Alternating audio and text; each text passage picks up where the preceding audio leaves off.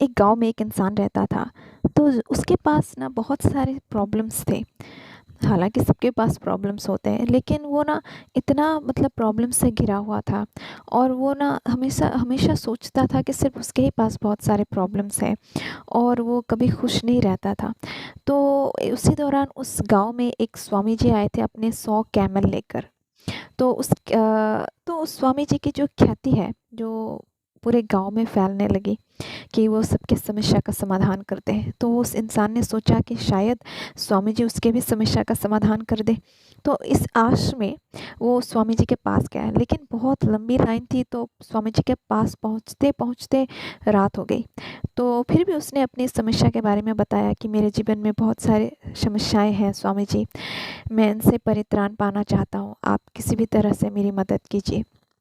तो स्वामी जी ने कहा, मैं तुम्हें मदद करता, लेकिन अभी बहुत रात हो गई है। मैं तुम कल आना। आज एक काम करो, तुम मेरे जो 100 कैमल है उनकी ही देखभाल करो, और वहीं पर रहो, तुम उनके साथ रहो।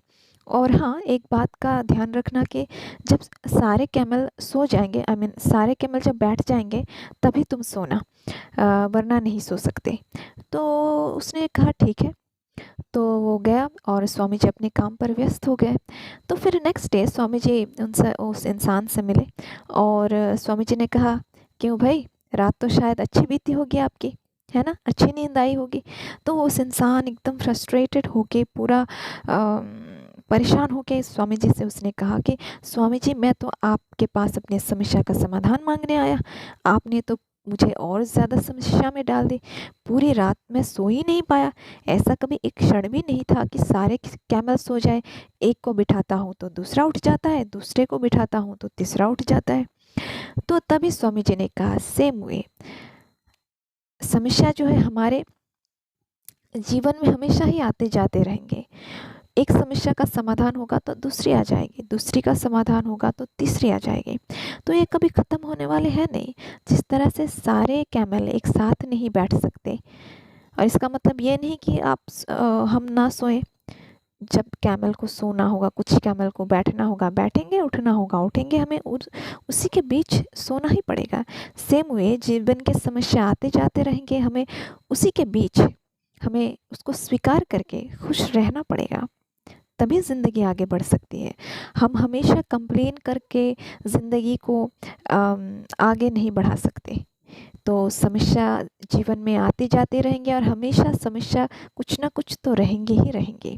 इसका मतलब ये नहीं कि हम हमेशा तनाव में रहे, परेशान रहे, हमें उसके बीच ही ज़िंदगी को जीना पड़ेगा। इसीलिए भगवान ने कहा है, मात्रा स्पर्शस्तु कौन्तेय शीतोष्ण सुख दुःखदा आगमापायिनो नित्यास्तस्तितिक्षस्य भारत। हे अर्जुन, ये जो इंद्रिय विषयों से उत्पन्न होने वाली सुख और दुख है, ये तो क्षणभंगुर है। ये तो बस ऋतुओं के आने और जाने के समान है।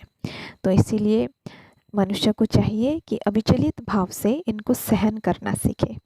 तो हमारे जीवन में जो भी समस्या है, उसको कंप्लेन करने से बेहतर है, अ, उसके उसके बजाय परेशान रहने से बेहतर है हम उनको सहन करना सीखें। क्योंकि अगर हम सुख और दुख में अटैच हो जाएंगे, तो हम ज़िंदगी की गति को समझ नहीं पाएंगे, और हमेशा फंसे ही रह जाएंगे।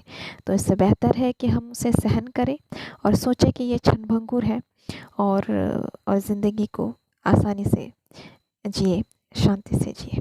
This for today, thank you so much.